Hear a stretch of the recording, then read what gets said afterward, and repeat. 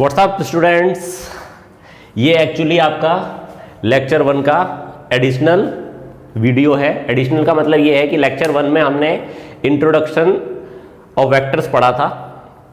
तो कुछ स्टूडेंट्स हैं, उन्होंने रिक्वेस्ट की है कि सर हमें एक्चुअल वेक्टर्स थोड़ा सा क्लियर नहीं हुआ है और समथिंग बेसिक जो चीज़ें होती हैं वेक्टर के अंदर, स्केलर वेक्टर में डिफरेंसेस वगैरह, मेरे को लगा कि these are very common things and class 9th में आप पढ़ ही चुके हो। But still in this lecture हम वो सारी चीज़ें पढ़ेंगे जो बहुत ही ज़्यादा बेसिक हैं।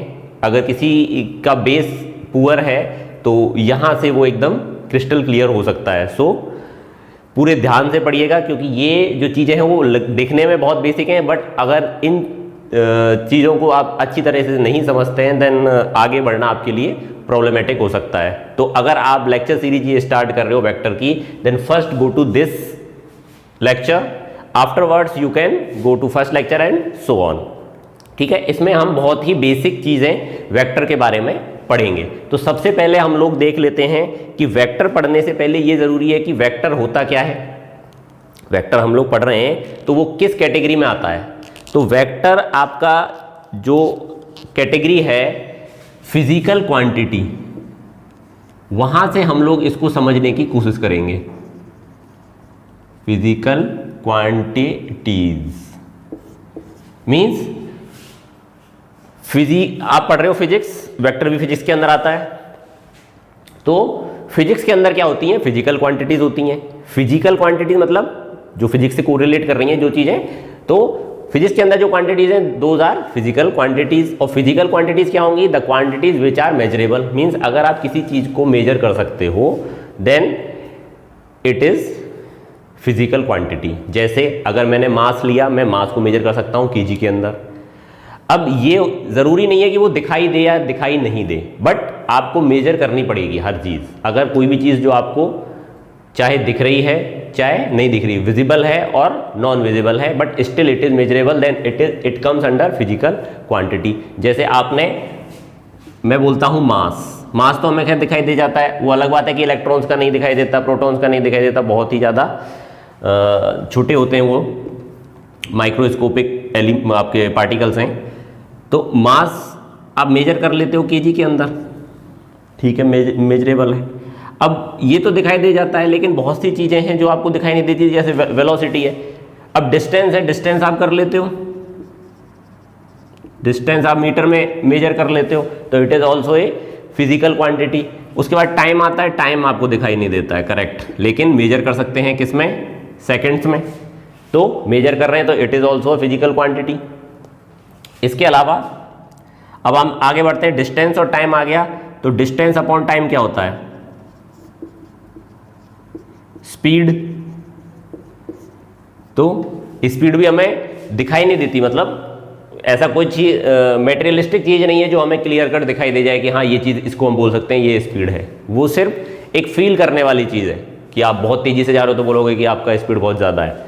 सो डिस्टेंस अपॉन टाइम स्पीड है, it is a measurable quantity, hence it comes under physical quantity. तो समझ में आ रहा है आपको, फिजिकल क्वांटिटी वो क्वांटिटीज हैं जिनको आप मेजर कर सकते हो। इसके अलावा अब आते हैं डिस्प्लेसमेंट में। आप क्या करते हो? डिस्प्लेसमेंट क्या होता है? आप 9th क्लास में पढ़े हो। डिस्प्लेसमेंट क्या है? जैसे अगर आप, मैं मान के चलता हूं, डिस्टेंस तो आप समझ गए हो ना, कोई भी चीज, कोई भी लेंथ है, कितना उसने कवर किया, कि कोई भी ऑब्जेक्ट जितना लेंथ कवर करता है that is known as its distance. The length covered by an object is known as its distance.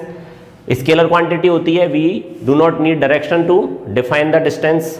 Okay, अब आता है आपका डिस्प्लेसमेंट। डिस्प्लेसमेंट में सिर्फ मैग्नीट्यूड से काम नहीं चलेगा। डिस्टेंस में तो मैग्नीट्यूड से काम चलेगा। मतलब मैंने बोला कि मैं यहां से और यहां आता हूं, तो आप मेरे से पूछोगे कि सर आप कितना चल रहे हो, तो मैं बोल दूंगा कि 1 मीटर के अराउंड चला हूं मैं, 1 मीटर, ठीक है। तो डिस्टेंस मेरा क्या हो जाएगा? 1 मीटर, क्योंकि आपने मेरे से ये नहीं पूछा कि डायरेक्शन क्या था आपका। लेकिन अगर डिस्प्लेसमेंट का पूछोगे, अगर आप ये पूछोगे कि सर आप किस डायरेक्शन में चले हो, कितना चले हो और किस डायरेक्शन में चले हो, तो वो कौन बताएगा आपको? डिस्प्लेसमेंट बताएगा। Displacement is distance with direction. तो डिस्टेंस एक क्वांटिटी हो गई, ये फिजिकल क्वांटिटी है और ये भी फिजिकल क्वांटिटी है, क्योंकि इसको भी हम लोग मेजर कर रहे हैं। तो मैग्नीट्यूड तो इसका हम मेजर कर ही रहे हैं, साथ में हम इसको डायरेक्शन के साथ भी अटैच कर रहे हैं। अब की जबकि हमने बोला था physical quantities are those quantities which are measurable, तो दोनों ही मेजरेबल है, बट दोनों में डिफरेंस क्या है, ये सिर्फ मैग्नीट्यूड से मेजर हो जाता है और इसको मैग्नीट्यूड और डायरेक्शन दोनों से बताया जाता है। सो इसका मतलब क्या है, फिजिकल क्वांटिटी आपकी दो तरीके की हो गई। एक तो वो क्वांटिटी जो सिर्फ और सिर्फ मैग्नीट्यूड से आप डिफाइन कर पाओ, these type of quantities are known as scalar quantities. The quantities which are defined with their magnitude only are known as scalar quantities, while the quantities, अब दूसरी quantities कैसी आ गई, जिसको आपको मैग्नीट्यूड के साथ साथ डायरेक्शन भी आपको दिखाना पड़ेगा, तो ऐसी क्वांटिटीज आपकी हो गई वेक्टर क्वांटिटीज। तो ये वाली क्वांटिटीज कैसी हो गई, जैसे डिस्प्लेसमेंट है, अगर मैं डिस्प्लेसमेंट के वेलोसिटी अगर लेता हूं तो डिस्प्लेसमेंट अपॉन टाइम ही लिखूंगा। डिस्प्लेसमेंट में भी आपकी मैग्नीट्यूड डायरेक्शन की जरूरत होगी, तो वेलोसिटी में भी मैग्नीट्यूड डायरेक्शन की जरूरत पड़ेगी होगी। ये मैग्नीट्यूड विद डायरेक्शन, नीचे सिर्फ मैग्नीट्यूड, तो क्या चीज बचेगी, डिवाइड भी करोगे तो मैग्नीट्यूड विद डायरेक्शन ही बचेगा, तो ये आपका वेक्टर क्वांटिटी हो जाएगा। मींस वेलोसिटी को समझाने के लिए भी हमें मैग्नीट्यूड और डायरेक्शन की जरूरत होगी, जबकि स्पीड को समझाने के लिए ये दोनों ही स्केलर क्वांटिटीज थी। डिस्टेंस भी स्केलर है, टाइम भी स्केलर है, hence speed is also scalar, while displacement is vector, time is scalar. तो when we divide a vector quantity with a scalar quantity then we get vector quantity।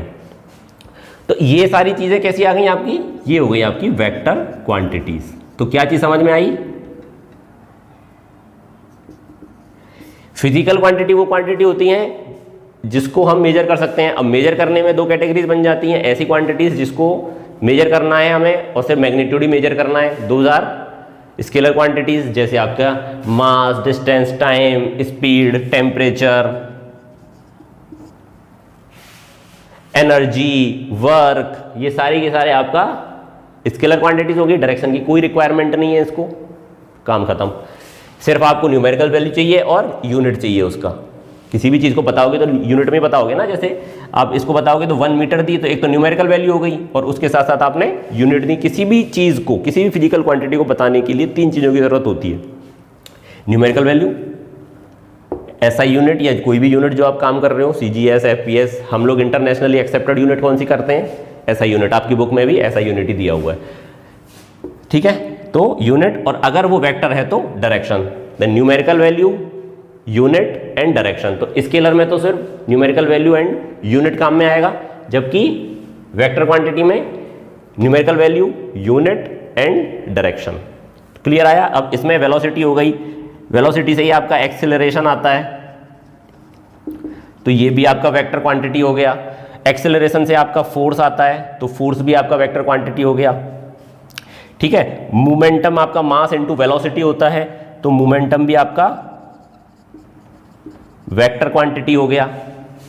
इसके अलावा बहुत सारी quantities हैं जिसकी के लिए हमें डायमेंशन की, आपको डायरेक्शन की जरूरत पड़ेगी। जैसे जैसे हम लोग फिजिक्स में 11th की फिजिक्स में आगे बढ़ेंगे, आपको बहुत सारी क्वांटिटीज मिल जाएंगी और at the end of your book आपके पास इतनी क्वांटिटीज होंगी, उससे ज़्यादा क्वांटिटीज मुझे नहीं लगता फिर आएंगे। वो 12th में आपके लिए है, लेकिन आप इतने फिर आप खुद से समझ जाओगे, क्योंकि 12th में भी फोर्स आएगा, इलेक्ट्रोस्टैटिक फोर्स आएगा, तो फोर्स का आपको पता है वेक्टर क्वांटिटी है। इलेक्ट्रिक फील्ड आएगा, जैसे ग्रेविटी होती है, एक्सेलरेशन है वो, तो इस तरीके से वो आप, मतलब आपको सिर्फ ये समझना है। 11th आपको बहुत अच्छी तरीके से करनी है, क्योंकि बहुत से बच्चे क्या करते हैं 11th में बिल्कुल ध्यान नहीं देते हैं, जबकि जो मेन कॉम्पिटिटिव एग्जाम्स में आपको एज देती है, जो बच्चे अच्छा परफॉर्म करते हैं कॉम्पिटिटिव एग्जाम्स में, the reason behind the success of those students कि उन्होंने अपनी 11th को बहुत अच्छे से किया है, बिकॉज 11th में ही आपके वेक्टर्स हैं, 11th में ही आपके मैथमेटिकल टूल्स हैं जिसमें वेक्टर आता है और आपका कैलकुलस आता है, डिफरेंशिएशन एंड इंटीग्रेशन। तो ये चीज़ें अगर आपकी स्ट्रॉन्ग आप बना लेते हो एट द इनिशियल स्टेज, तो बाकी आपकी सारी चीज़ें अच्छी हो जाएंगी। जैसे आपने क्रिकेट हर कोई खेलता है, अगर टेक्निक सही है, टेक्निकली मतलब उसका बेसिक उसके सही है, बेसिक्स अगर सही है तो वो अच्छा परफॉर्म करता है, लाइक राहुल द्रविड़। अगर एकदम जो चीज़ होनी चाहिए स्टार्टिंग में वो चीज़ उन्होंने पकड़ के रखी है। मान अभी क्या चीज़ होनी चाहिए आपके पास, आपको वेक्टर एंड आपको differentiation means calculus, differentiation and integration, these two mathematical tool should be up to the mark. अगर आपको मैकेनिक्स, डायनेमिक्स कुछ भी आपको अच्छे से करना है, सिंपल हार्मोनिक मोशन, आपका काइनेटिक थ्योरी ऑफ गैसेस, हर किसी में आपके ये चीज़ें, 3 चीज़ें मैं आपको बता दे रहा हूँ। एक तो यूनिट्स आपकी मस्ट है, वो तो मैं स्टार्टिंग से बोलता रहा हूँ कि यूनिट्स आपकी चाहे 9th से ही 9th 10th यूनिट्स आपकी होनी चाहिए। उसके बाद आपका वेक्टर और उसके बाद आपका कैलकुलस। 3 चीज़ों को आप स्ट्रॉन्ग कर लीजिए, you will get 50% hold right now on the physics. अगर आपने ये तीनों अच्छे से कर लिए तो आपको 50% होल्ड आपको फिजिक्स के ऊपर मिल जाएगा। तो वेक्टर को हम लोग इसीलिए मैंने ये एक्सटेंडेड वीडियो बनाया है, बिकॉज आई वॉज थिंकिंग कि आपका 9th वाला सही है, सो हम लोग जल्दी जल्दी से क्लियर कर सकते हैं, चीज़ों को निकाल सकते हैं। But when I got the response कि सर थोड़ा सा आप इस चीज़ को समझाओ कि क्या चीज़ है, देन और ठीक भी है, if you have any doubt then you should start from the scratch. तो ये आपका स्क्रैच से स्टार्ट हो रहा है। फिजिकल क्वांटिटी सबसे इंपॉर्टेंट, फिजिक्स पढ़ते हैं हम, फिजिक्स में किस चीज़ की डील होगी, फिजिकल क्वांटिटीज़ की। ऐसी क्वांटिटीज़ which are measurable are known as physical quantities. अब ऐसी 2 तरह की क्वांटिटीज़ हो सकती हैं, एक तो जो सिर्फ मैग्नीट्यूड वाली हो और एक मैग्नीट्यूड विद डायरेक्शन वाली हो। तो फिजिकल क्वांटिटीज़ को हम फर्दर क्लासीफाई कर देते हैं 2 क्वांटिटीज़ में, scalar quantities and vector quantities. ठीक है, वेक्टर क्वांटिटीज इतनी सारी हैं और जैसे जैसे हम लोग पढ़ेंगे बुक में वो आगे आएगी, आप समझ जाओगे कि डायरेक्शन रिक्वायरमेंट है तो मतलब वेक्टर है। ठीक है, तो स्केलर में तो कोई प्रॉब्लम नहीं होनी चाहिए और वेक्टर में हम लोग अब आगे बढ़ते हैं। तो इस तरीके से ये आपकी चीज़ें हैं।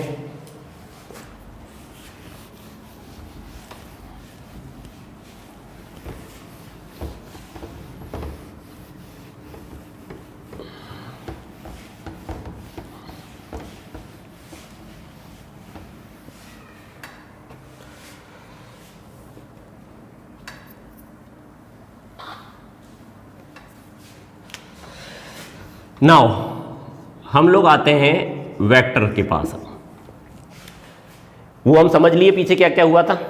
वेक्टर जो है कुछ नहीं है, ये सिर्फ एक तरीका है आपको फिजिकल क्वांटिटीज को डिनोट करवाने का जिनके पास डायरेक्शन है। ठीक है, जैसे अगर मैं आपसे बोलूं कि मैं 5 मीटर चला हूं, आज पूरे दिन में मैं 5 मीटर चला हूं, तो ठीक है, आप समझ जाओगे कि हाँ चले होंगे 5 मीटर। लेकिन अगर आपके दिमाग में ये क्वेश्चन आ गया कि किस तरफ चले हो आप, किधर गए हो, what is the direction of your movement, तो आप इस चीज को नहीं समझा पाओगे, क्योंकि सिर्फ मैग्नीट्यूड दे देने से आप पूरी सिनेरियो को नहीं समझा सकते हो। तो बहुत सारी जगह ऐसी होती हैं जहां पे सिर्फ क्या चीज़ की रिक्वायरमेंट होती है, सिर्फ मैग्नीट्यूड की। मतलब जैसे होता है ना कि आज पूरे दिन में आपने क्या किया, 2 तरीके के लोग होते हैं। एक तो आपसे पूछेगा कि आपने क्या काम किया, एक होता है पूरा आप मेरे को डिटेल बताओ। तो ये तो डिस्टेंस तो इस तरीके का हो गया कि उसने सिर्फ आपको क्वांटिटी पूछ ली कि यार ये क्वांटिटी तुम बता दो कितना चले हो, ठीक है 5 मीटर चले हो, उससे आगे आप कुछ नहीं पूछना। लेकिन एक क्वेश्चन कोई कर सकता है कि आप कितना चले हो, मतलब एक हो सकता है यहाँ से जाके वापस आ जाए, तो इसका मतलब क्या है, कुछ नहीं किया वो। अगर वो आउटपुट पूछे तो व्हाट इज योर आउटपुट, 0। अब आपको जाना था 10 किलोमीटर, लेकिन आप 5 किलोमीटर जाके वापस आ गए। मतलब मैं अगर यहाँ से स्टार्ट करता हूँ, मेरे को यहाँ पहुँचना है, किसी ने मेरे से पूछा आपको बी तक पहुँचना है, ये 10 किलोमीटर की डिस्टेंस पे है। ठीक है, तो आपका आउटपुट क्या है, आपका आउटपुट है बी तक पहुँचना। आपका आउटपुट सिर्फ ये नहीं है 10 किलोमीटर चलना, आपका आउटपुट है बी तक जाना है आपको। तो अगर एक पर्सन है वो तो यहाँ तक पहुँच जाता है, ठीक है, ये मान लो आपका P है। दूसरा एक पर्सन है वो आधे डिस्टेंस तक जाके वापस लौट के आ जाता है, वापस आपका रिटर्न हो जाता है। तो 5 किलोमीटर तो ये ऐसे चल दिया, 5 किलोमीटर ये ऐसे चल दिया, लेकिन फर्दर कहाँ जाता है, ये वापस आपका यहीं आ जाता है। तो इसका आउटपुट क्या हो जाएगा, 0, क्योंकि initial and final position same है। ठीक है ना, तो इस केस में ये 0 आउटपुट कैसे आया, क्योंकि आपने इसमें डायरेक्शन को भी कंसीडर किया है कि पहले 5 किलोमीटर इधर गया है, फिर 5 किलोमीटर इधर आया है, मतलब उसको मैं पॉजिटिव मानूंगा, इसको मैं नेगेटिव मानूंगा, तभी तो आप बोलोगे 0 है इसका ये। ठीक है, तो यहां पे वेक्टर काम में आता है। कि आपको कोई चीज़ आप डायरेक्शन के साथ समझा रहे हो तब आप समझाओगे कि ये चीज़ वेक्टर है। अगर सिर्फ डिस्टेंस पूछता, उसको आउटपुट से कोई मतलब नहीं था, वो सिर्फ ये पूछता कि आप पूरे दिन में कितना चले हो, तो ये वाला जो बंदा है, ये जो पर्सन है, ये 10 किलोमीटर चला है, 10 किलोमीटर्स, और ये भी 10 किलोमीटर चला है। तो सिर्फ अगर क्वांटिटी पूछी जाए, सिर्फ मैग्नीट्यूड पूछी जाए, तो दोनों के मैग्नीट्यूड सेम है, डिस्टेंस दोनों के सेम है 10 किलोमीटर, बट डिस्प्लेसमेंट इसका 10 किलोमीटर है क्योंकि इस डायरेक्शन में 10 किलोमीटर चला है। डायरेक्शन क्या बताओगे आप? Towards B, A to B हो जाएगा। और इसके लिए क्या बताओगे? 0। क्यों? क्योंकि इनिशियल फाइनल पॉइंट सेम है, तो ये जितना इधर गया वो पॉजिटिव मानोगे, वापस आया वो नेगेटिव मानोगे। तो समझ में आ रहा है डिस्प्ले की वेक्टर का जो ज़रूरत होती है वो क्यों होती है, वाई वी रिक्वायर वेक्टर, कि हम थोड़ा और उसको समझाने का कोशिश करते हैं उस चीज़ को कि उसका डायरेक्शन क्या है। विद डायरेक्शन अगर हम किसी चीज़ को समझा रहे हैं then it comes into the picture. With direction अगर आप कोई भी चीज़ समझा रहे हो, यूज़ कर रहे हो, then it comes into the category of vector. ठीक है, अब वेक्टर भी क्या फर्दर क्लासिफाइड हो सकते हैं? भाई डायरेक्शन समझा रहे हो तो डायरेक्शन क्या और हम इसकी सब कैटेगरी बना सकते हैं कि किस किस तरीके से हम इसको समझा सकते हैं वेक्टर को, जैसे हमने फिजिकल क्वांटिटीज़ की बनाई थी स्केलर में और वेक्टर में। जी, इसको हम समझा सकते हैं या तो पोलर वेक्टर हो सकता है या आपका एक्सियल वेक्टर हो सकता है। ये दो ही सब कैटेगरीज इसमें हम लोग ब्रॉडली इसको क्लासीफाई कर सकते हैं। अब ये पोलर क्या है और एक्सियल क्या है, थोड़ा थोड़ा कुछ समझ में आ रहा होगा, थोड़ा थोड़ा सा, कि पोलर और एक्सियल, पोलर बन रहा है पोल से, एक्सियल बन रहा है एक्सिस से। पोलर का मतलब इसका या तो स्टार्टिंग पॉइंट, ऐसे वेक्टर्स जिनका स्टार्टिंग पॉइंट होना चाहिए, या फिर एक पॉइंट ऑफ एप्लीकेशन होना चाहिए, मतलब पोल होना चाहिए कोई भी एक। पोल का मतलब एक पॉइंट होता है ना, नॉर्दर्न पोल, सदर्न पोल, जो आप एसएसटी में पढ़े होंगे, पॉइंट ऑफ एप्लीकेशन। दो चीजों में से कोई एक चीज होनी चाहिए। स्टार्टिंग पॉइंट का मतलब क्या है, अगर कोई डिस्प्लेसमेंट हो रहा है तो ये ए पॉइंट है, इस ए से स्टार्ट किया, कहां तक चला गया? बी तक चला गया, तो स्टार्टिंग पॉइंट हो गया। डिस्प्लेसमेंट की बात कर रहे हैं अब हम जो भी बात कर रहे हैं वेक्टर की, डिस्टेंस की बात भूल जाओ अब, क्योंकि अब हमने वो चीज़ें उठाई हैं जिनका डायरेक्शन भी है। तो हम बात करेंगे डिस्प्लेसमेंट की, वेलोसिटी की, एक्सीलरेशन की, फोर्स की, वेक्टर्स की करेंगे। स्केलर बस उतने तक था, ऐसी क्वांटिटीज जिसमें सिर्फ मैग्नीट्यूड की ज़रूरत होती है। तो अब हम बात कर रहे हैं डिस्प्लेसमेंट की, मतलब वेक्टर की बात कर रहे हैं। तो इसका मतलब क्या है, एक पार्टिकुलर डायरेक्शन में ये मूव कर रहा है, तो कहाँ से? एक इनिशियल पॉइंट से। तो ये जो वेक्टर होगा, ये कौन सा वेक्टर है आपका? डिस्प्लेसमेंट। अगर हम बात कर रहे हैं डिस्प्लेसमेंट की, तो इसका स्टार्टिंग पॉइंट है, ए पॉइंट है, ठीक है। तो ऐसे वेक्टर्स जिनका स्टार्टिंग पॉइंट हो या फिर पॉइंट ऑफ एप्लीकेशन हो, मतलब जैसे फोर्स है, भाई डिस्प्लेसमेंट में तो आपने स्टार्टिंग पॉइंट दे दिया कि यहां से स्टार्ट होते हैं और यहां पहुंचते हैं, तो बताओ डिस्प्लेसमेंट कितना हुआ? तो स्टार्टिंग पॉइंट है, एंड पॉइंट भी है। तो दिस टाइप ऑफ वेक्टर जहां स्टार्टिंग पॉइंट हो, ठीक है, या and, starting point and point दोनों हो, कुछ भी हो, स्टार्टिंग पॉइंट होना चाहिए, ये मस्ट है। ऐसे को हम बोलेंगे पोलर वेक्टर। अब जरूरी नहीं कि हर और वेक्टर्स में भी स्टार्टिंग पॉइंट, तो हो सकता है पॉइंट ऑफ एप्लीकेशन वाली बात आ जाए। मतलब फोर्स है, फोर्स में कोई स्टार्टिंग तो होती नहीं है, वहां कहाँ हम फोर्स लगाते हैं किसी चीज़ को, तो हम ऐसे लगाते हैं, जैसे मैं इसमें फोर्स लगाऊंगा तो एक पॉइंट पे लगाऊंगा, मैं इस चीज़ को उठाना चाहूँगा ऐसे इस डायरेक्शन में, तो मैं ये पॉइंट ऑफ एप्लीकेशन हो जाएगा मेरा। ये क्या है मेरा? Point of application. फोर्स कहाँ लगता है? किसी पॉइंट पे लगता है। तो या तो आपके पास स्टार्टिंग पॉइंट होना चाहिए उस वेक्टर का, या फिर पॉइंट ऑफ एप्लीकेशन होना चाहिए। आपको पता होना चाहिए कि वो कहाँ से लग रहा है, या आपको पता होना चाहिए वो कहाँ से शुरू हो रहा है, from where it is starting और on which point it is applied. तो अगर इस तरीके के वेक्टर्स आपके पास हैं तो वो किस कैटेगरीज में आएंगे? आपके पोलर वेक्टर में, ठीक है। इनके अलावा कुछ ऐसे वेक्टर्स भी होते हैं जिसका हमको स्टार्टिंग पॉइंट पता नहीं होता है या पॉइंट ऑफ एप्लीकेशन हमें पता नहीं है, लेकिन फिर भी वो वेक्टर हैं। तो इसका मतलब क्या है? वो किसी और कैटेगरी में आएंगे। वो आते हैं आपके एक्सियल, जैसे आपका नाम से स्पष्ट हो रहा है, समझ रहे हो। हमको स्टार्टिंग पॉइंट नहीं पता, हमें पॉइंट ऑफ एप्लीकेशन नहीं पता, फिर भी वो वेक्टर क्वांटिटीज है। तो एक्सियल का समझ में आ रहे हो, तो इसका मतलब क्या है? ये आपकी एक्सिस मान लो। तो एक्सिस किस चीज़ की होती है? कोई भी चीज़ जो रोटेट करती है उसी की एक्सिस होती है। तो ऐसे वेक्टर्स, अब देखो रोटेशन में क्या चीज होती है, थोड़ा सा सर्कुलर मोशन का आइडिया आपको 9th क्लास में रहा है, ठीक है। अब थोड़ा सा उसको समझने की कोशिश करो। ये जो रोटेट हो रही है, तो रोटेट होते हुए आपकी दो वेलोसिटीज सिनेरियो में आती है। अब तक हमने देखा था एक स्पीड और एक वेलोसिटी। स्पीड स्केलर क्वांटिटी है, वेलोसिटी वेक्टर क्वांटिटी है। अब वेलोसिटी भी दो तरीके की है। वो कब काम में आएगी, जब रोटेशन होगा आपका किसी चीज का। यहां पे लीनियर मोशन हो रहा था, मतलब सिर्फ एक ही लाइन में मोशन हो रहा था। तो अगर कोई वेक्टर जो किसी लाइन के अलोंग मूव कर रहा है, या लाइन के अलोंग उसको आप जस्टिफाई कर रहे हो, समझा रहे हो, जैसे ये पॉइंट ऑफ एप्लीकेशन इसका एक लाइन के अलोंग लगा हुआ है, तो आपको पता है कि इस लाइन के अलोंग लगा हुआ है, तो ये पोलर वेक्टर में आपके पास आ गया। लेकिन ऐसे वेक्टर्स जो इस कैटेगरी में नहीं आते हैं, उसके लिए हमको दूसरा कैटेगरी देखना पड़ेगा। और कौन से ऐसे वेक्टर हैं जो इस कैटेगरी में नहीं आते, जो किसी रोटेशन से एसोसिएटेड होते हैं। ऐसे वेक्टर्स जो किसी रोटेशन से एसोसिएटेड हैं are will come under this category. अब रोटेशन जब कर रहा है कोई भी चीज, तो देखते हैं उसमें क्या क्या चीजें होती हैं।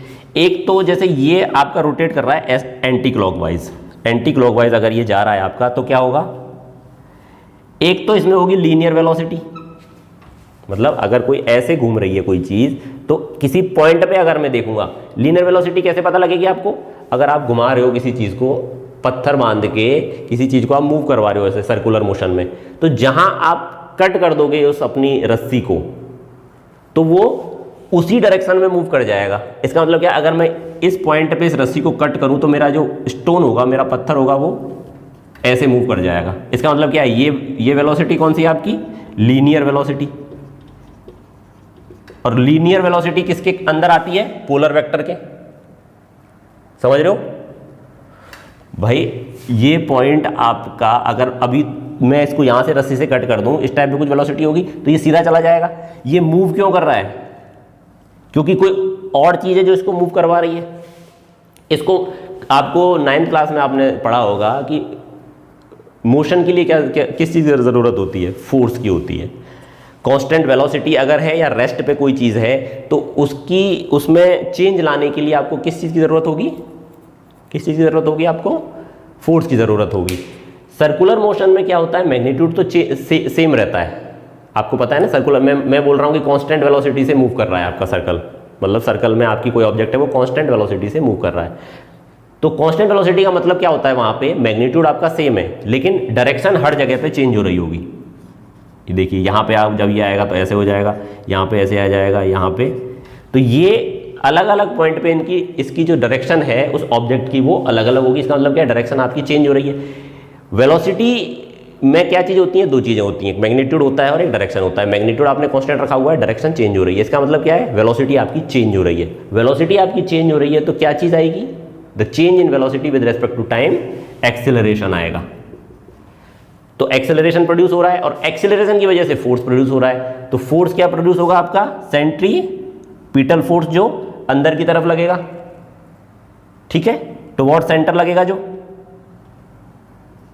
That is mv² upon R, that is mv² upon R, या v² अपॉन आर जो हमने देखा था। इसको डिटेल में, इसका पूरा का पूरा derivation we will see in the rotational mechanics, ठीक है। अभी आपको इतना ही समझना है इसको, कि सेंट्रीपिटल फोर्स लगा, बिकॉज क्यों लग रहा है centripetal force, velocity is changing, why, because direction is changing. तो आपका एक्सेलरेशन लग रहा है, एक्सेलरेशन लग रहा है तो आपका फोर्स लगेगा, मास के साथ आप मल्टीप्लाई कर दोगे तो F = ma। तो यहां से आपका फोर्स कितना हो जाएगा आपका सेंट्रीपिटल वाला, mv² अपॉन आर। क्लियर। अब ये चीज देखो, लीनियर अगर ये वेलोसिटी होती, लीनियर सारी चीजें होती, तो ये लीनियर मोशन ही करना चाहिए था ना। इसको रोटेशनल मोशन में कोई ऐसी चीज है जो इसको रोटेशनल मोशन के लिए प्रेरित कर रही है। कोई कुछ तो होगा ना, कुछ दिमाग में आ रहा होगा कि अगर लीनियर होता तो ऐसे ही चलता जाता, मैंने फोर्स लगाया हुआ है, ऐसे मूव करता जाता, बट ये ऐसे ही मूव कर रहा है। इसका मतलब क्या है, लीनियर के अलावा भी कुछ ऐसा चीज है जो इसमें इसके साथ एसोसिएटेड है, तो वो है आपका एक्सियल वेक्टर्स। अब इसमें क्या क्या एसोसिएटेड है, सबसे बड़ी बात है कि लीनियर डिस्प्लेसमेंट अगर हो रहा है, कोई भी चीज इस एक लाइन में ही जा रही है, तो लीनियर अगर डिस्प्लेसमेंट है तो लीनियर वेलोसिटी हो जाएगी। अगर रोटेशनल अब इसमें देखो रोटेशनल डिस्प्लेसमेंट भी हो रहा है, एंगुलर डिस्प्लेसमेंट है ना।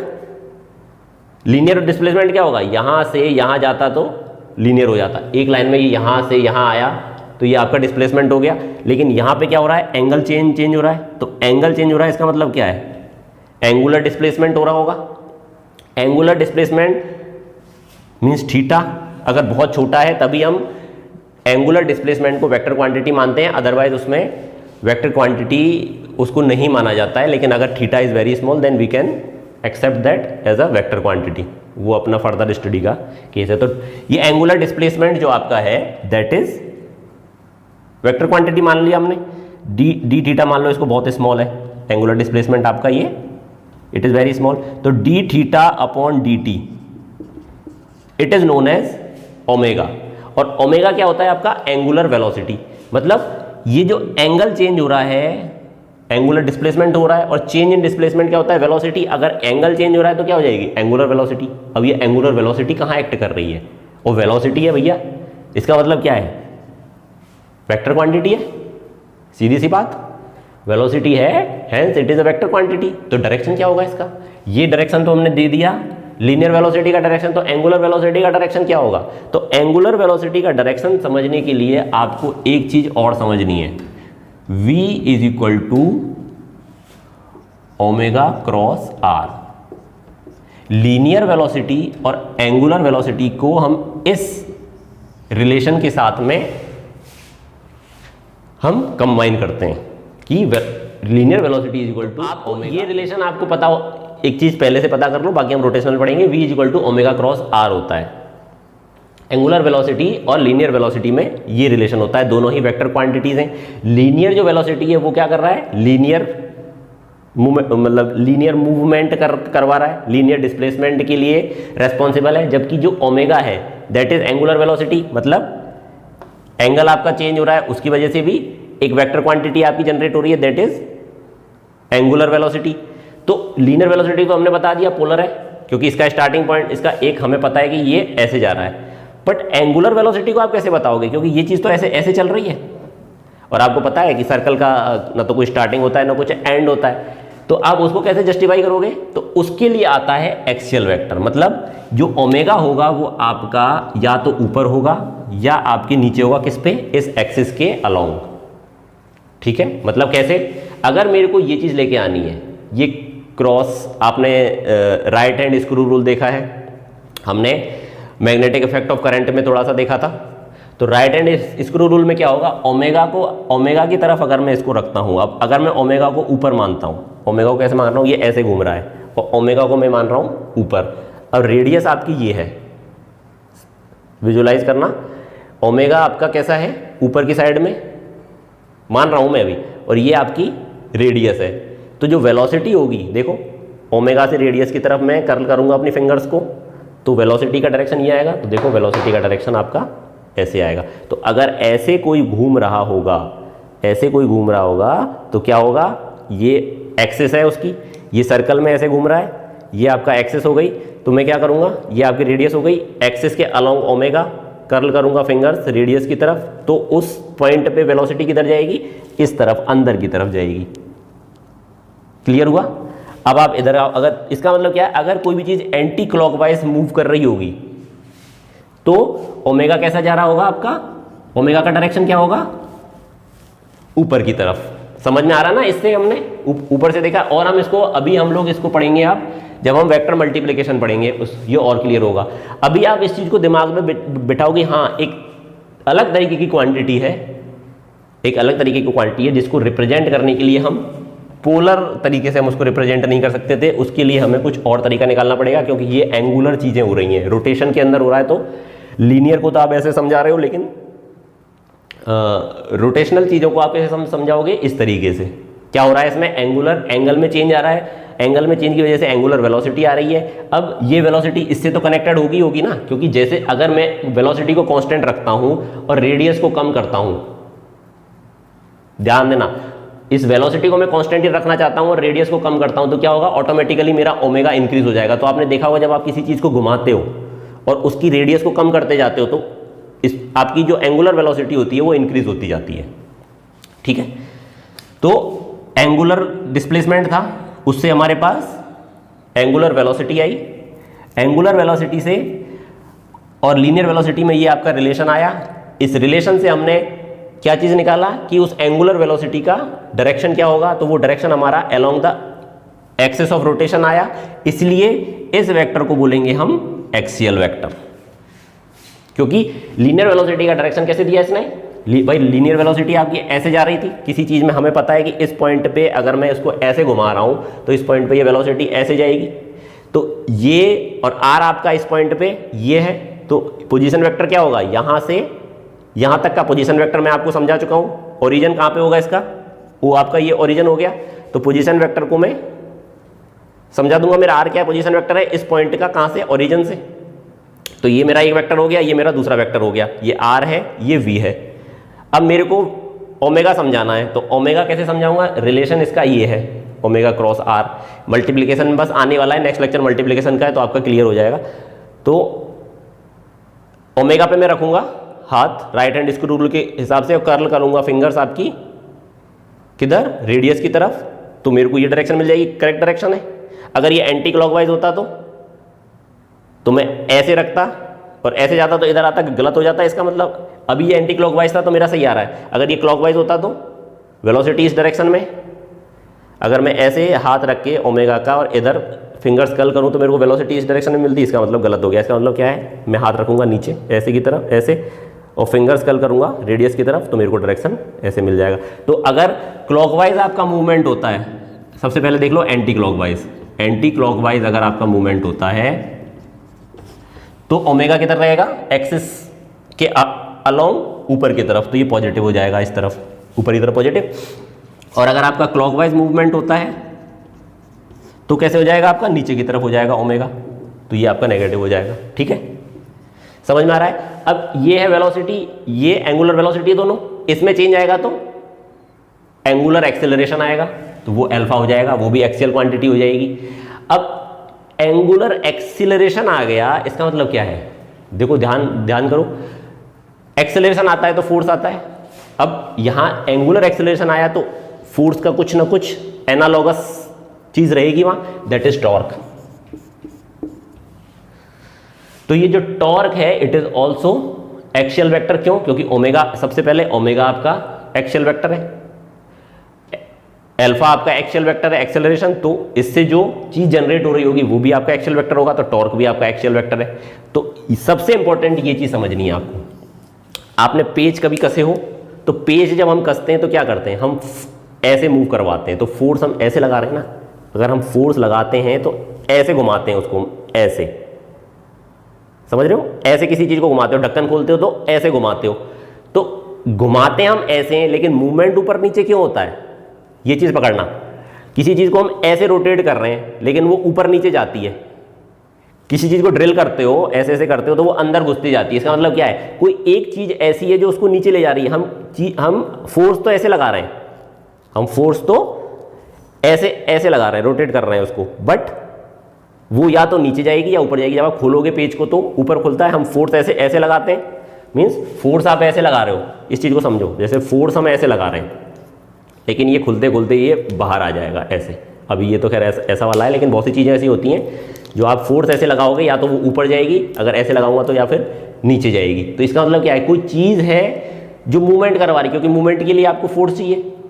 अब फोर्स तो मैं ऐसे लगा रहा हूँ, वही फोर्स मैंने ऐसे लगाया ना, यहाँ पे इस पर लगाऊंगा तो ये ऐसे करेगी, लेकिन ऐसे ही घूमनी चाहिए ना, लेकिन ये ऊपर आती है नीचे जाती है। इसका मतलब क्या है, वो इसकी वजह से होती है, क्योंकि वो जो फोर्स है वो पोलर क्वांटिटी है, पोलर वेक्टर है, उसकी वजह से ये जनरेट हो रहा है अलोंग एक्सिस, तो ये हो जाएगा आपका एक्सियल वेक्टर। और ये क्यों हो रहा है, क्योंकि एंगुलर डिस्प्लेसमेंट, वो एंगुलर वेलोसिटी, एंगुलर एक्सेलरेशन और टॉर्क, इसको बोलते हैं torque. It is also a axial quantity. और इसी की वजह से वो सारी चीजें होती हैं कि अगर आप किसी चीज को रोटेट करते हो तो ऊपर नीचे जाती है, तो वो ऊपर नीचे कहाँ जाएंगी, उस एक्सिस के अलोंग जाएंगी, क्योंकि टॉर्क कहाँ लगेगा, उस एक्सिस के अलोंग ही लगेगा। ठीक है, तो इस तरीके से मैं उम्मीद करता हूं कि एक्सियल वेक्टर जितना आपको अभी समझना चाहिए उतना आपके समझ में आ गया है, क्योंकि अगर अभी हम लोग रोटेशनल मैकेनिक्स करना स्टार्ट करेंगे तो वो सही चीज़ नहीं है, क्योंकि उससे पहले आपको मैकेनिक्स समझनी पड़ेगी, linear mechanics, 2 dimensional motion, 3 dimensional motion, ये सारी चीज़ें आपको समझनी पड़ेंगी। बट ये कन्फ्यूजन रहता है कि सर एक्सियल वेक्टर कैसा होता है। तो एक्सियल वेक्टर आपका इस तरीके से होता है, वो क्वांटिटीज़ जो रोटेशन के साथ में अटैच्ड रहती हैं उनको हम एक्सियल वेक्टर कहते हैं। अब रोटेशन के साथ में सिर्फ ये मत बोल देना कि रोटेशन के साथ अटैच रहती है, रोटेशन के साथ तो लीनियर वेलोसिटी भी अटैच्ड है। ऐसी क्वांटिटीज जिनके एंड स्टार्ट पॉइंट और पॉइंट ऑफ एप्लीकेशन नोन नहीं होते। अब आप इसको बताओगे, इसका एंड और स्टार्ट पॉइंट कहीं भी नोन नहीं है आपको। अगर आप ओमेगा बताओगे तो कहाँ से बताओगे, पॉइंट ऑफ एप्लीकेशन कहाँ से बताओगे, कोई स्टार्टिंग एंड पॉइंट नहीं है इसका। ये तो है सिर्फ किधर, एक्सिस के अलोंग इसके लग रहा है, हमें पता है कि एक्सिस के अलोंग है। वो कैसे पता लगता है, जब आप खोलते हो उसको या बंद करते हो, किसी चीज़ को कसते हो, रोटेट करवा रहे हो आप स्क्रू को, तो वो धीरे धीरे नीचे चलता जाता है। इसका मतलब क्या है, कोई चीज़ है जो एक्ट कर रही है उस एक्सिस के along, that is axial vector. वो टॉर्क है, वो आपका एंगुलर वेलोसिटी है, वो आपका एंगुलर एक्सेलरेशन है। तो दो आपके वेक्टर्स की मेन कैटेगरीज हो गई, पोलर वेक्टर्स। पोलर वेक्टर वो होते हैं जिसमें स्टार्टिंग पॉइंट हो या पॉइंट ऑफ एप्लीकेशन आपको क्लियरली डिफाइंड हो। ये ज़्यादातर लीनियर के केस में होगा आपका, जब लीनियर मोशन होगा, सारी चीज़ें लीनियर एक लाइन के अलोंग में रहेंगी। ये आपकी एक्सियल वेक्टर्स कहाँ पे पिक्चर में आते हैं, जब आपका रोटेशन होता है, क्योंकि रोटेशन में सिर्फ लीनियर से काम नहीं चलता है, आपको एंगुलर से भी पाला पड़ता है। और एंगुलर वाली जो चीज़ें होंगी उसके लिए आपको वो भी कोई ना कोई अपना क्वांटिटी जनरेट करेंगी, जैसे वेलोसिटी, एंगुलर एक्सेलरेशन, और उस एंगुलर एक्सेलरेशन की वजह से एंगुलर टॉर्क, मतलब टॉर्क जनरेट होगा। टॉर्क क्या है आपका, फोर्स का एनालॉगस किसके अंदर, रोटेशनल मैकेनिक्स के अंदर। ठीक है, तो ये हो गए आपकी, ये जो सारी चीज़ें डिफाइन करोगे वो किसका सहारा लेके क्या करोगे, एक्सियल वेक्टर का सहारा लेके करोगे। तो आई होप दिस जो हमारा ऑब्जेक्ट था इस लेक्चर का, कि आपको एक्सियल वेक्टर और पोलर वेक्टर्स के बीच में डिफरेंस पता हो, वो समझ में आया होगा।